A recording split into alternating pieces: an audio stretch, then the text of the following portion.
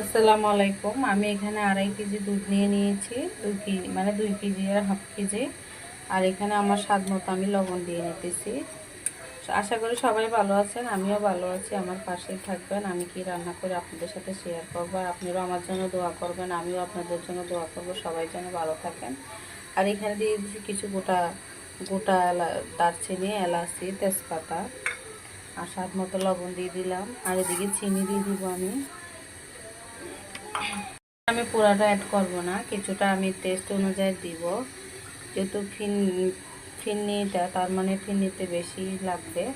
তো আমি আগে দুধটা পাগুটায় নিব। আর চালটা আমি ধুয়ে রাখছি, যেহেতু আমার টাইম শর্ট, যার কারণে আমি কি করব, চালটাকে হালকা ব্লেন্ডারে 2 ভাঙ্গা দিয়ে নিব। তারপরে চালটা এখানে দিলে ফিরনিতে আপনাদের খুব শর্টকাট রান্না করতে পারবেন। আর ডাইরেক্ট চাল দিলে সমস্যা হয় কি, ডাইরেক্ট চাল দিলে তো অনেকক্ষণ চাল করতে হয়, ঘন্টার পর ঘন্টা চালগুলো যতক্ষণ না ভাঙে, যতক্ষণ কিছুটা না গলে। তার জন্য আমি একটু ব্লেন্ডারে থেতো করে নেব। এই চালগুলো আমি ধুয়ে নিয়েছি সুন্দর করে। এরপর আমি এগুলোকে ভালো করে ব্লেন্ডারে ভেঙে নিব। আর এখানে আমি আধা কাপ চাল নিয়েছি, চালগুলো দিয়ে দিলাম, আমি ব্লেন্ডার করে নেব। চালগুলো আমি একটু ব্লেন্ডারে ভেঙে নিয়েছি। এই পর্যায়ে আমি চালগুলো দিয়ে দিতেছি। কিন্তু হয়ে গেছে। আর এই পর্যায়ে চিনি আমি আরো অ্যাড করে দিলাম, যেহেতু আমার চিনি আরো লাগবে। আর এই পর্যায়ে আমি দুধগুলা দিয়ে দিব। যেহেতু এটা ফিরনি, দুধ অতিরিক্ত দুধ ছাড়া কিন্তু ভালো লাগবে না। আমি দুধটা দিয়ে মিশিয়ে নিতেছি। যত দুধ দিবেন তত ফিরনির স্বাদ বেড়ে যাবে। এভাবে বাসায় আপনারা ফিরনি বানিয়ে খাবেন।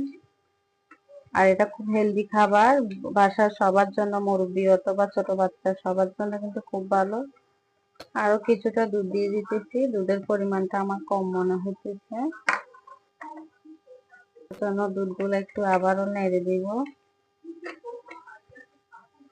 আর আমি কিন্তু এই 200 গ্রাম দুধ পুরাটাই দিব। আর পুরাটা দেওয়া আমার হয়ে গেছে। আর যেটা কিছুটা আমার আছে, এটা আমি পরিবেশনের সাথে দিয়ে দিব। আর এখানে আমি তরল দুধ 2.5 কেজি দিয়েছি, এটা আপনাদেরকে দেখাইছি। আর 200 গ্রাম দুধ তো আমার পুরাটা এখানে লাগছে। এখানে হাফ কাপ, এই কাপে আমি হাফ কাপ নিয়েছি পোলার চাল। হাফ কাপ পোলার চালে আমার এই পর্যন্ত ফিরনি হয়েছে। এর মানে মনে করেন 1 কেজির থেকে একটু বেশি হবে। তো এরকম করে ফিরনি বাসায় খেলে কিন্তু অনেক ভালো লাগে, বাসায় খাবেন। রমজানে খাবারটা কিন্তু অনেক ভালো। আমরা অনেক টাকা দিয়ে কিনে খাই, কিন্তু বাসায় তৈরি করলে কিন্তু এত টাকাটা লাগে না, একটু কষ্ট করি তৈরি করলে হয়ে যায়। পরিবেশন কিরকম হয়েছে অবশ্যই জানাবেন। আমি সবগুলোর উপরে আবার গুঁড়ি দুধ দিয়েছি, তার উপরে আমি আনার দিয়েছি, আনারের দানাগুলা।